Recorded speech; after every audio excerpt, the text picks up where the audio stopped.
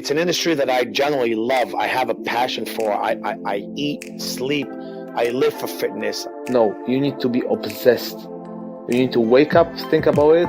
You need to go to bed, think about your clients, think about your progress, think about what you can do better. Genuinely, just be patient and take your time. That is you've got to take it all in the right steps. You've got to nail what you do in person before you go online. I don't like to talk about fear. The fears is usually something that makes your worries real.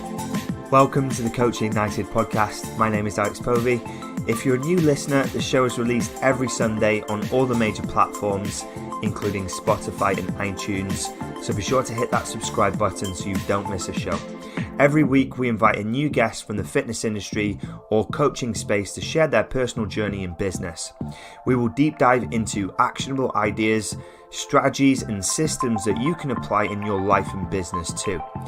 You can also access free weekly content in our private Facebook group by searching CoachingIgnited. And if you're a face-to-face personal trainer with room to take on additional clients, head over to CoachingIgnited.com, where you can apply for our 30-day Client Accelerator program and find out more about our business, sales, and marketing training platform. Now let's get into this week's episode. Enjoy the show. So we're back again with a guest this week, and we've actually got the first returning guest. Coach Carl, which is Carl Greenslade, is back on the show because we dive into some new topics that we didn't cover on the last show. So if you've not heard his original show, that is episode number 27. But today we're going to dive into a couple of different areas. We're going to talk about his trip to Kuwait, where he does some live speaking events on nutrition. But we also look at his business because he has basically split his business into an offline and online business as well. And he's running them alongside each other. And obviously the online training is a hot topic and trend at the moment. So I thought it would be great to get Carl on and really just dive into his business, how he's laid it out, how he's using Instagram to generate leads and grow his business. And he's just a great guy. So I really hope you enjoy this podcast. It's pretty short and sweet as I'm out here in the Philippines at the moment and it's super late recording this show. But sit back, relax, enjoy the episode, and I'll see you inside. All right, so we are live, and I just want to welcome you back to your second episode of the podcast, Carl. It is, yes. Thank you for bringing me back on, dude. Now, so if anyone's listening and you want to hear kind of the original podcast we did where you can hear kind of the backstory into Coach Carl and his journey, then you can go back a couple of episodes to episode 27, I believe it is, where we cover some really good topics, don't we, about the nitty-gritty of personal training on the gym floor and moving to a studio and your whole kind of journey, which is super interesting, right? Yeah. It was all kind of literally talking about being in the trenches, so to speak, and doing literally that. Yeah, the nitty gritty, working with everybody and anybody, trying to work, to make a living really. And then obviously when you get a little bit more established, you can start looking at how you make not so much specialized, but you can kind of change your tactics a little bit. And it is a very good episode because it's very practical. And there's a lot of actionable things in that episode.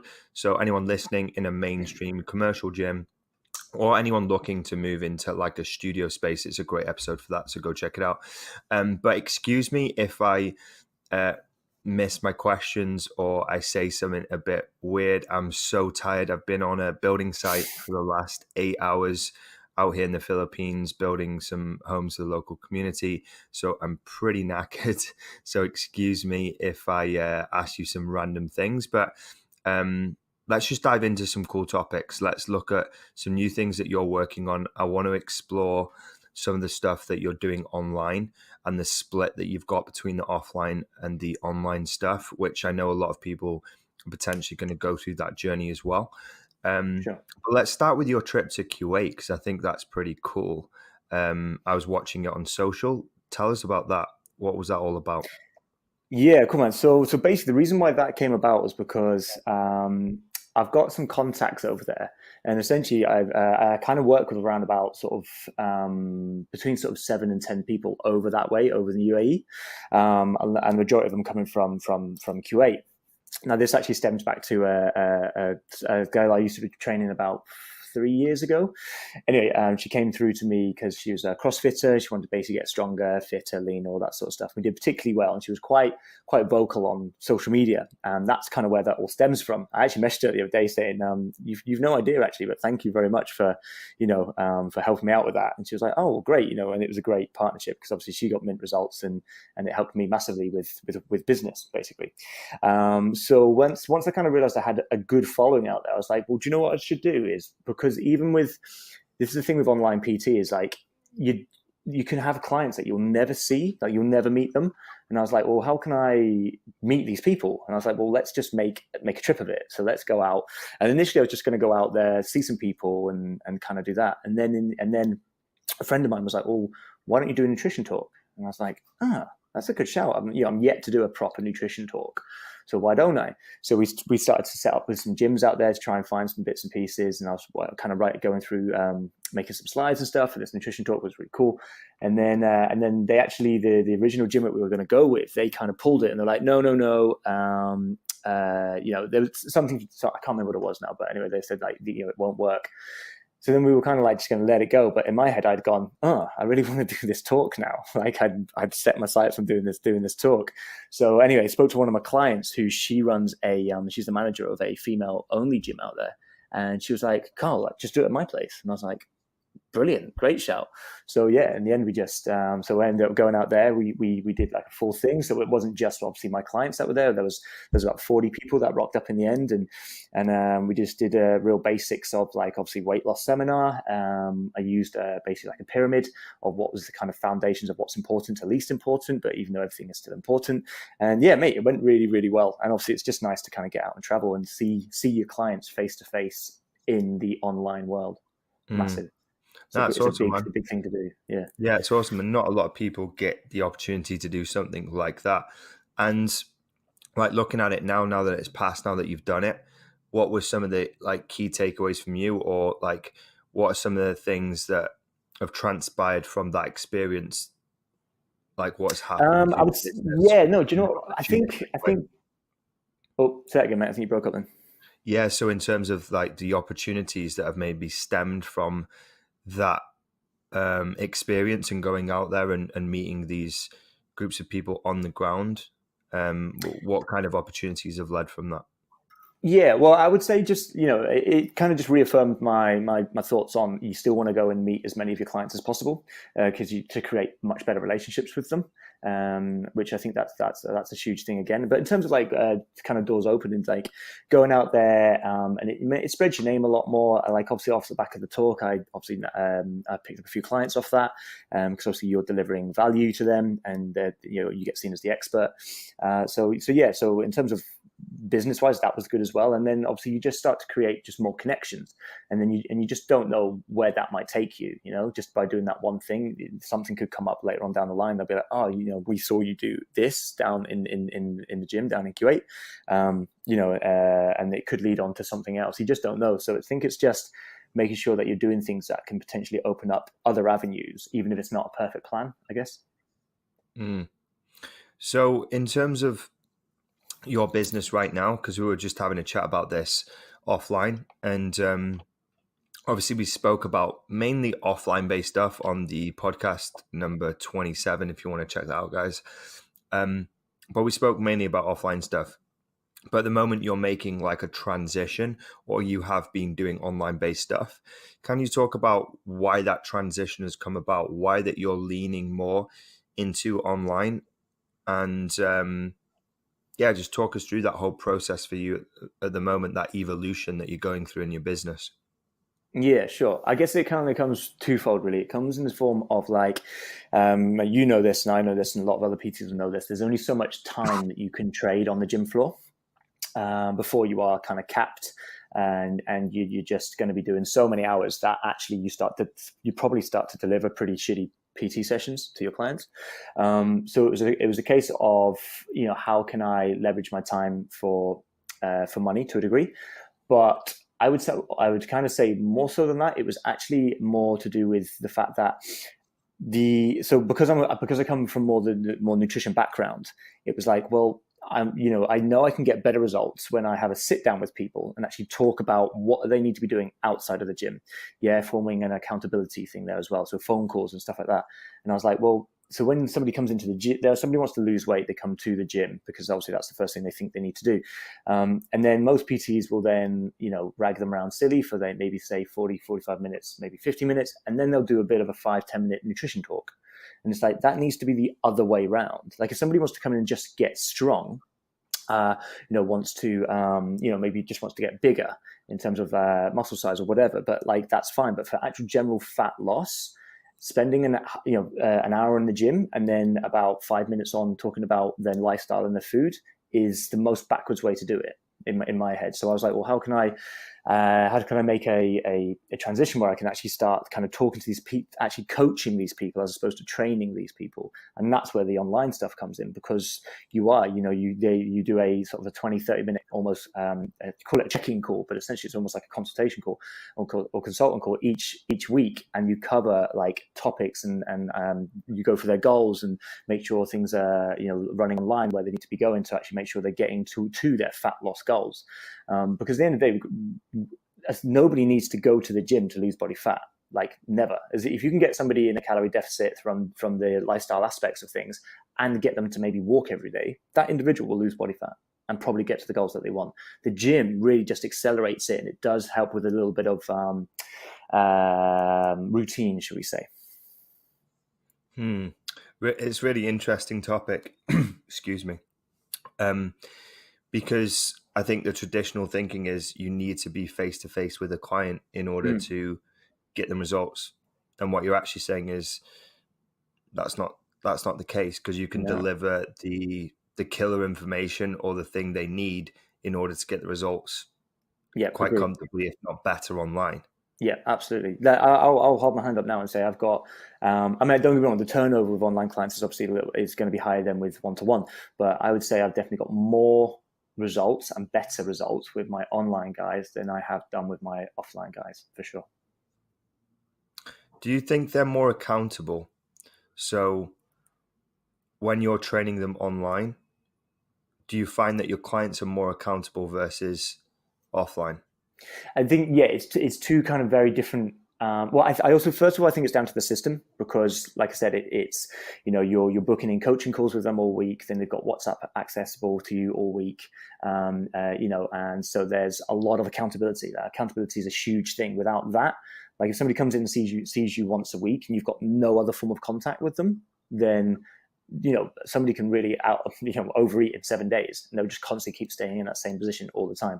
And so, whereas with the online thing, that doesn't happen at all. But I suppose me personally, maybe just because of with the stuff that I put out there, because I do talk a lot about like, calorie deficit, calories, understanding of nutrition education, all that sort of stuff. So I would hold my hands up, say a lot of the clients that come to me, they do have an understanding of that. They kind of know where they want to get to. They're just struggling to get there, if that makes sense. So they kind of want to speed it up, as opposed to somebody who doesn't know how to cook a chicken breast, so to speak. Yeah. So I want to dive into this a little bit more, not just the accountability, but the whole kind of mechanics of it, because it's obviously like a hot trend right now, this online business-based style of running a PT business, right? And there'll be certain people in different camps, people that are offline, that are strictly offline, certain people that just want to do online, but you're blending the both right now. So you're blending, like we said before, I think off record, it was like 70% offline and then 30% online. Is that right? Is that how you've got it set up right now? Pretty much. Yeah. That seems to be the way that things are working at the moment. Got you. So like with the online stuff, are you acquiring the clients for your online from your offline business, or are you going about it in a different way? So are you running two completely different businesses, or are they overlapping in some way? Almost like a hybrid. Yeah, I understand. I guess I would call it a hybrid thing, mainly just because it is offline and online, but actually they're two totally different things. So anyone that's come to me from offline has been all from referrals, to be honest. And then when it comes to the online stuff, a lot of that comes from, the stuff that I'm putting out in terms of content on social media and stuff. Got you. So you're getting inbound leads for the online stuff through your social, because at the moment you're putting out a lot of content. I see it on a daily basis. You do a lot of informational based stuff. Yeah. And the Coach Carl ramblings as well, which are notorious Yeah. in the nutritional space. Let's talk about that, because obviously that's a key lead generation for you, and anyone listening to this might be able to pick up some clues as to how you're actually able to connect with your audience to get the inbound traffic. Yes, you've been doing it for a long time, but I'm guessing there's certain steps you're taking in order to increase the chances of you getting inbound leads or creating those relationships that lead to online clients. What are the steps, Carl? Like what process do you go through? Yeah, well, I guess, do you know what? So I've gone through a few different ways of doing this, and I guess maybe it kind of goes with the times as well. Like those are from a while back, like infographics were really good, so you could just put out like some little quick information and super quick, 15 seconds, people can pretty much read everything that's on the screen and they can divulge this information, which is great. And that didn't go too bad, but then eventually that started to I felt that just started to die off a little bit. So it was a case of, okay, well, what was the other ways of doing this? And I've always found that the this as well as I do, like people buy coaches, not plans. So, if I'm putting out an infographic, like they don't, yes, okay, they could maybe, the way that I write the caption at the bottom, obviously they can maybe get a bit of my personality through there. But honestly, right now, like video is, especially on Instagram as well, now that they've done the IGTV and they've pulled it over to like that the front grid when you post. So that's now become my biggest way of getting my personality across by actually doing the same content as I was doing before, but now I'm just doing it on a whiteboard. That thing you mentioned then, I've heard that a couple of times. The IGTV. So are you finding that there's way more engagement on IGTV right now versus just the 1 minute clips or stories? Like what's going on right now? Yeah, I think they've both got their place. I mean, like I never kind of, if I'm honest, like I actually started doing more videos now that the IGTV has come in. And the reason why I personally find it easy is because it gives you, now obviously you don't want to be doing super long videos, because we've got to remember, like Instagram's still a very short kind of time frame of what people will stay on it. Like it's like seconds apparently, like, to get someone's attention or whatever. But with the IGTV, you do have the ability to do something that's over and over a minute, which is great. I think it's like up to 10 minutes. But if you can do a video that's like anywhere between 3 and 5 minutes of something that is going to be engaging for the individuals, then it now means that I can just do a video, one take, because I'm essentially the whiteboard wisdom is me. Essentially, it's me writing my own notes on there, but for people to see, and then I can talk about it. So I do that all in one take, and then I can do a video in about 10-15 minutes, and then I can get it uploaded as well. So it's been super, super quick. Whereas I feel when it was like you only had a minute, the editing side of things, because I'm so shit with technology, I was just finding it an absolute faff, and it was taking up too much time. So I was doing more pictures and the infographics then. But now the IGTV thing's changed a little bit. It's made my content way easier to do. So in terms of like Instagram, I'm guessing this is your number one platform where you hang out and generate business, or are you using Facebook and LinkedIn right now? So Instagram is definitely like 95% for sure. Absolutely. Just because I enjoy the platform. I think it's quite fun to use. It's you can play on it and you can do lots of kind of different things. But Facebook is, for me personally, it died. Like Facebook about 5 years ago was really good.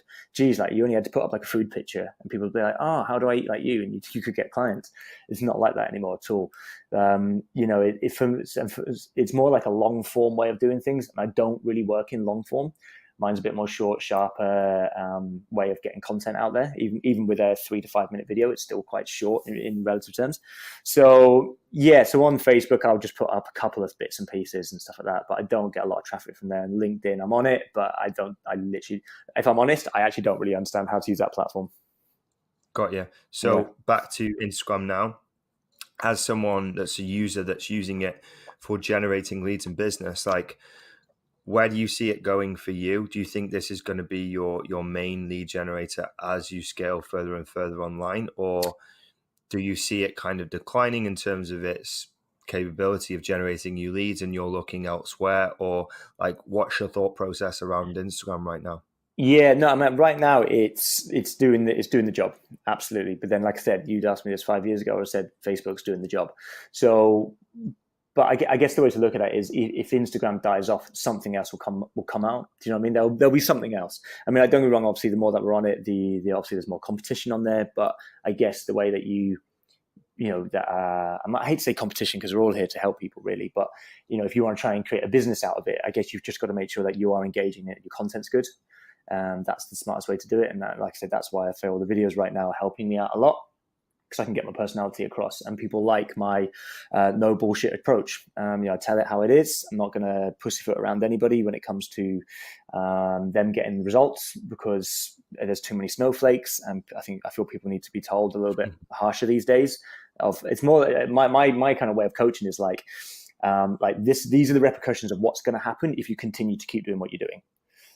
So it's slightly negative to initially, but then once they kind of go, fuck yeah, I really don't want to do that, then you kind of throw in with the positives and go, right, cool. Now this is the shit that we're going to do to get you out of this place. That's kind of how I found it. So, sorry, yeah, it's kind of a bit of a tangent there, but to go back to the original thing, like right now, yeah, Instagram's good. I mean, I was at an online marketing day on Sunday. We're looking at other ways of how things are being done at the moment with like, running free challenges and stuff, which seem to be working quite well. I'm yet to do one at the moment just because I haven't needed to. But it's one of those things, and it's like always make sure you've got more tools in your arsenal to use if you need to use them. So, and we'll move on to that paid traffic thing in a second, because I'm sure it's on your mind and you've got some ideas around scaling this thing beyond where it is today. But in terms of like Instagram and how you approach it, like how important do you think it is to be authentic in what you do online? Oh, mate, massively. Do not try and hugely just be yourself, because we'll put it this way: if somebody signs up to you and you've got this different persona, and then you're not that when they start working with you, they're going to be like, you're a bit of a fake, a bit of a phony, so to speak. But yeah, you have to be yourself. So if that means, like, I swear a lot, I don't care.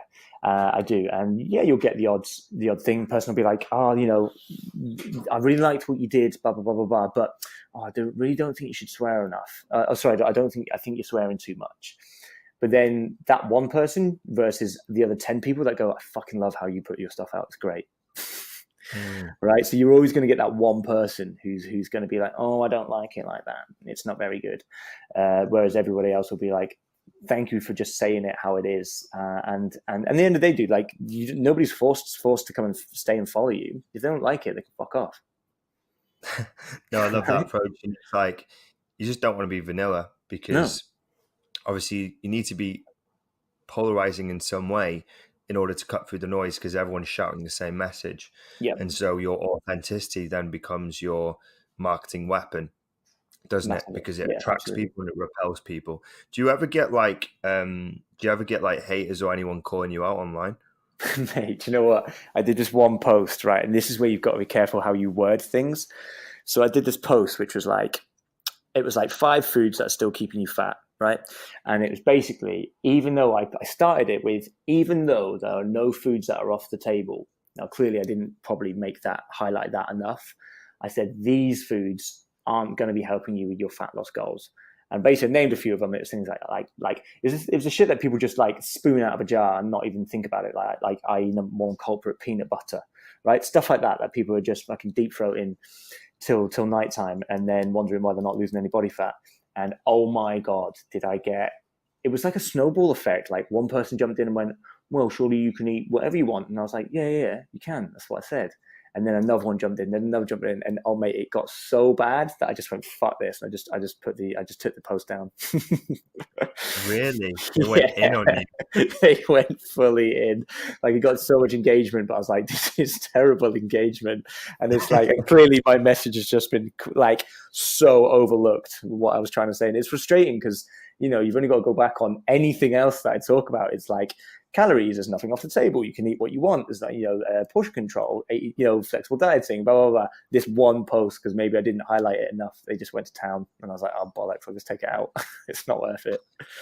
Yeah, there's always going to be someone that wants to call you out on stuff, Yeah, particularly once you start getting to a good level and you're getting a good following and you're actually making some kind of noise in the marketplace. There's always going to be people that have their opinions, but I think it's super important not to get sidetracked by that too much or let it affect you oh yeah, for sure. You can't in a let long-term way. You just brush it off and yeah, then bounce back and then just go again, rather than kind of thinking about it for the next week and then not putting out any content and effectively doing people a disservice who do like your content. absolutely, yeah, 100%. So in terms of your online stuff, we were speaking about this before the podcast about when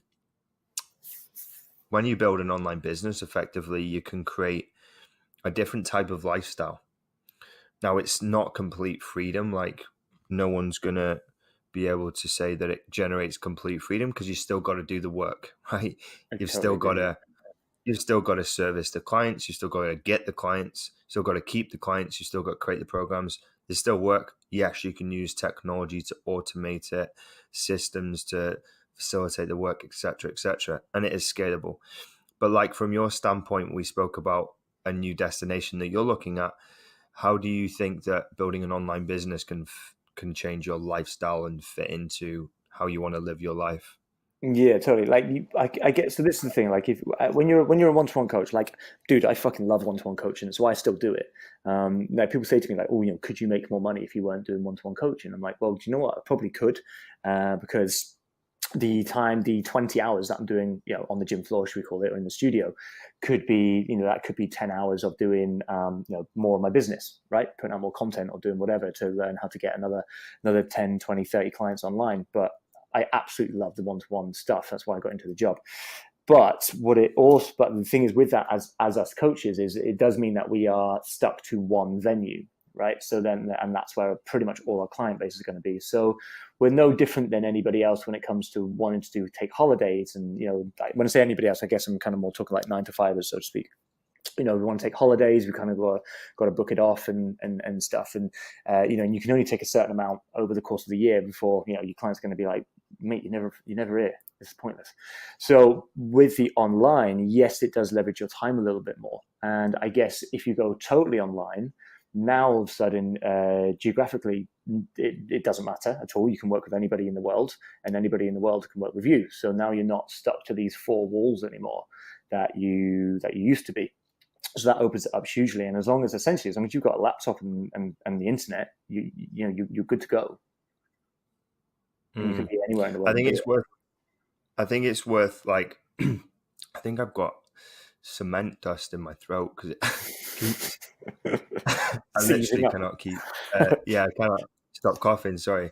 But it's probably worth drawing a distinction because I know there's a lot of coaches that I speak to personally, personal trainers, because we obviously help the in-person personal trainers build their client bases. And a lot of them have an idea of going online, maybe now in the future.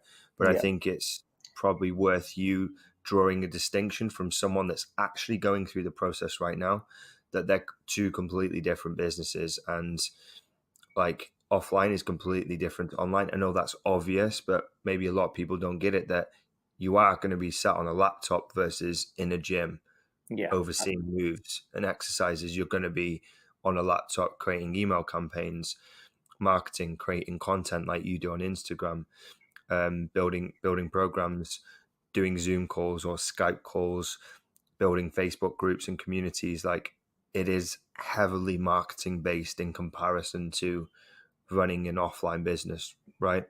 Totally agreed, mate. Yeah, absolutely.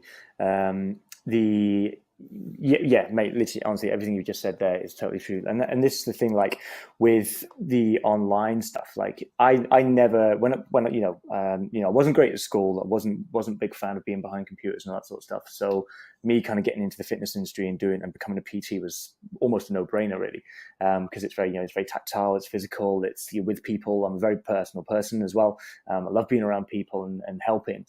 So then for all of a sudden, majority of my day to be on a laptop now is like, it almost makes no sense. It does make sense, of course it does, but this is the sacrifice that I make to be able to, I guess, leverage my time a little bit better, and help more people that aren't just the 30 people that I work with in the studio, you know? So yeah, you're totally right. What do you enjoy about doing the online coaching stuff? Because from a spectator, I obviously follow your journey. I see you on Instagram. I see you posting results, the roughnecks, as you call them. Where did that come from, by the way? Hey, Coach Carl's Roughnecks. Do you know where that came from? Do you remember Starship Troopers? Yeah. Do you remember Rico's Roughnecks? Rico's Roughnecks. So No, but I know so this is where it's came from. This is where it's come from, and then so that's where it initially came from. And then when I was doing a couple of years over in Australia as a kids camp instructor, me and my mate, we would in our downtime we'd always watch films, and I think me and the lads, we just put that film on. We were like, Rico's Roughnecks, and they used to be like, "Hooah!" like this at the end of it, and then I started to use it because we used to obviously like lead 30 kids around this assault course that we used to do, like high ropes, canoeing, all this sort of stuff. So I used to call them. So it started to be like, I was like, I might start calling them Greenslade's Roughnecks. And I said to my mate, I was like, why don't you do the same? He's like, I can't. I was like, why? He said, because my name's called Chris Seaman. Seaman's Roughnecks. So I was like, yeah, don't do that. So that's where it came from. Okay. Got you. So kind of back to the original point, because I wanted to get clear on that, because I think that's essential for everyone to know where the Roughnecks came from. Now we've got that cleared. In terms of the online stuff, though, like, what do you like about it? Because you say you love the offline, and that's why you got into this business. But like, you're loving the online space and working online. What do you like so much about the online space? I think so. First and foremost, I like it because I can help more people online. And I think, and I know I can help and get better results online as well. So that's first and foremost is the important thing for me. Then after that, it is nice that I can, just have that freedom and flexibility to bob into a coffee shop and do some work from a completely different location every day. Don't get me wrong, I say a location in Manchester, but you still can if you want to. You can do it whatever you want. Sometimes I just do it on my balcony in the flat, which is nice. Other times I'm doing it in Alberts in Didsbury, which you know very well, that's and so that just a little bit of freedom there is really nice. Like I do enjoy that bit, absolutely, but I think I enjoy that bit because I have the one-to-one. If it was just me behind a laptop in a coffee shop, dude, it's a really low. It's actually a very lonely existence. Yeah, it's super interesting that you talk about that balance between the offline and the online. And like anyone listening to this, I hope it gives them some kind of perspective on you don't have to be all or nothing when it comes to online. I think that's quite refreshing to hear that you're doing it. It's almost like a balanced business lifestyle, right? Where you have got your offline clients, which you thoroughly enjoy, but then you've got this online business, which is scalable and can give you some more freedom later on. And you can pivot and you can go fully online if you wanted to, right? That's just it, exactly. So you can kind of go, right, I can go, right, okay, I can reduce these hours down, and certainly not take on any more clients, and then I can focus a bit more on that and go for it. But then on the other hand, it's kind of like so if I drop a couple of clients online, like if you're an online coach and you let's say you've got like 20, 25 people, you drop, let's say a load of people just hit results and they're like, right, cool, thanks, bye. And you're now down to like sort of like, I don't know, let's say 19, 20 clients, and you just start going, fuck. Like, and it can kind of give you that horrible entrepreneur, I hate the word, but the entrepreneur feeling of like the highs and the lows. So when you've got like your online, your offline stuff, just kind of that's just another part of the business, which is kind of keeps doing what it's doing, because those guys stay with you for a lot longer. And the reason why they stay with you for longer is because you become a part of their life and you're a lot more personable in a one-to-one setting. It's not that bad. I can just continue to just keep doing what I'm doing, just keep putting my stuff out there. People will pick it up and ask to coach for me. Some weeks I'll get a lot of inquiries, some weeks I won't get any inquiries. But at no point do I shit the bed and think, fuck, I'm really struggling here, because the two just marry up quite nicely. Love that. So we're going to keep this one short and snappy. Anyone that wants to hear the full version of you, your backstory. Obviously, go back a couple of episodes, check that out. But I want to wrap things up on this kind of note. What would you say to anyone right now that's in a position where they've got an offline business, but they're thinking of doing what you're doing, maybe doing a 70-30 split, or they want to transition, or they want to dabble in the online space? Maybe 3 steps that you've taken in order to make that happen, or get the first client, or create maybe like a minimum viable product that you're using right now to service clients. Some of the steps that you would take, what would they be? Yeah, well, I guess so. If you're just in the one-to-one space at the moment and you want to try and transition over, I guess you first of all you definitely got to start getting more of a presence online, without a doubt. So even if you are just a one-to-one PT, you should already be doing essentially what I'm doing, which is putting out content, because that's actually another way for, even if you're in a commercial gym or a private gym or whatever, like that's still a great way for you to get clients, because they see you from there, and then you talk about, oh, by the way, I work in this space. But anyway, you should already start trying to build that up, and don't worry, everyone starts from 0 followers. Like we've all been there. So that would be the first thing, absolutely. Then I would be talking about like how you can getting results online and offline are essentially the same thing. Yeah. So even though you've got, these are the results that I got with somebody in person, I can replicate these results with somebody online as well. And I can do this to help X, Y, and Z. And then really it's just a case of, just be consistent with it. That this kind of thing I say with everything, you've just got to be consistent with doing it, and don't expect it to happen in 3 months time that you've got 30 online clients. Absolutely not. It will take time. So I know a lot of people online where, not necessarily in our industry, but where they're like, some of them are saying like, don't expect to make good money until you're talking like 6, 9, maybe even a year down the line. You know what I mean? So playing that long-term game. Yeah, so you've got to play the long-term game. You just start putting stuff out and expect people to come and work with you straight away. It's like, well, what value have you given them? You haven't given them any value. Before and afters these days don't really work that well either. Like just going like, here's a transformation. Here's my coaching. Come work with me. People are like, well, this guy's cheaper. Do you know what I mean? So you've got to make sure that you're actually doing everything that'll work. So I would say those 3 things are the things that I would advise that somebody starts looking at to come from, or to go from the one-to-one space over to the online one-to-one space. Yeah. Awesome. Really great advice as always. Thank you so much for coming on. So last minute, great to jam with you. And there's some nice little nuggets in there for people. Nice little show. So appreciate you coming on, buddy. If anyone wanted to check you out, find you on Instagram where you hang out, what is the IG handle that you want us to give out to Instagram is Coach Carl UK, and that's pretty much, that's pretty much the only one. I'm Carl Greenslade on Facebook, but there's not really much point on that one, to be honest.